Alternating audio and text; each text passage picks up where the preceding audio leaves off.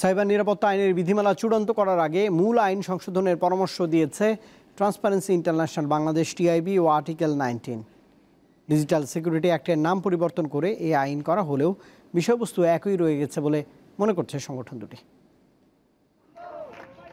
দেশ বিদেশে ব্যাপক সমালোচনার মুখে ২০২৩ সালের সেপ্টেম্বরে ডিজিটাল নিরাপত্তা আইনের নাম বদলে সাইবার নিরাপত্তা আইন করে সরকার। তবে বাকস্বাধীনতায় হস্তক্ষেপ তথা মানবাধিকার লঙ্ঘনের ব্যাপারে এ আইন নিয়ে বিভিন্ন মহলে অভিযোগ ও শঙ্কা রয়ে গেছে।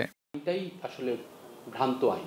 সম্প্রতি নতুন এই আইনের বিধিমালা তৈরি করেছে সংশ্লিষ্ট মন্ত্রণালয়, জানিয়েছে দুর্নীতি নিয়ে সোচ্চার টিআইবি ও মানবাধিকার সংশ্লিষ্ট আর্টিকেল 19। প্রতিষ্ঠান দুটি যৌথভাবে প্রস্তাবিত সাইবার নিরাপত্তা আইন বিধিমালা ২০২৪ পর্যালোচনা করেছে। বৃহস্পতিবার রাজধানীর ধানমন্ডিতে তা প্রকাশ করা হয়। সংগঠন দুটি বলছে প্রস্তাবিত সাইবার নিরাপত্তা বিধিমালা নিয়ে বেশ অস্পষ্টতা রয়েছে।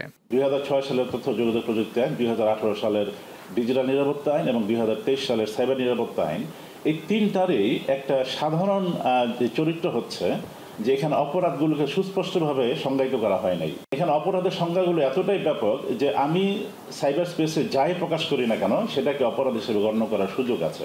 ওখানে ফ্রিডম কেড়ে নেওয়া হয়েছে আমাদের, বিশেষ করে আমাদের যে কথা বলার স্বাধীনতা, মত প্রকাশের স্বাধীনতা, তারপরে অনুসন্ধানী সাংবাদিকতা, এগুলো কেড়ে নেওয়া হয়েছে।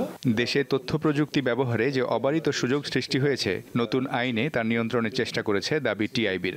মূল আইনটার যে দুর্বলতাগুলো সেগুলো কিন্তু এই খসড়ায় বিধিমালাতেও প্রতিফলিত হয়েছে এবং এর শুধু তাই নয়, এর ফলে আরও সমস্যা, আরও জটিলতার সমস্যার সৃষ্টি হওয়ার ঝুঁকি আমরা দেখতে পাচ্ছি। সেই কারণে আমরা মনে করি যে এই প্রস্তাবিত বিধিমালাটি অনুমোদনের আগে, পরবর্তী পর্যায়ে যাওয়ার আগে যেটা করা উচিত, একটা পূর্ব শর্ত হিসেবে সাইবার সিকিউরিটি অ্যাক্ট, সাইবার নিরাপত্তা আইনটিকে ঢেলে সাজানো দরকার। সাইবার নিরাপত্তা আইনের প্রস্তাবিত বিধিমালা পুনর্বিবেচনার পরামর্শ দিয়েছে টিআইবি ও আর্টিকেল 19। তারপর বিধিমালার প্রশ্ন। মিজানুর রহমান, দীপ্ত সংবাদ, ঢাকা।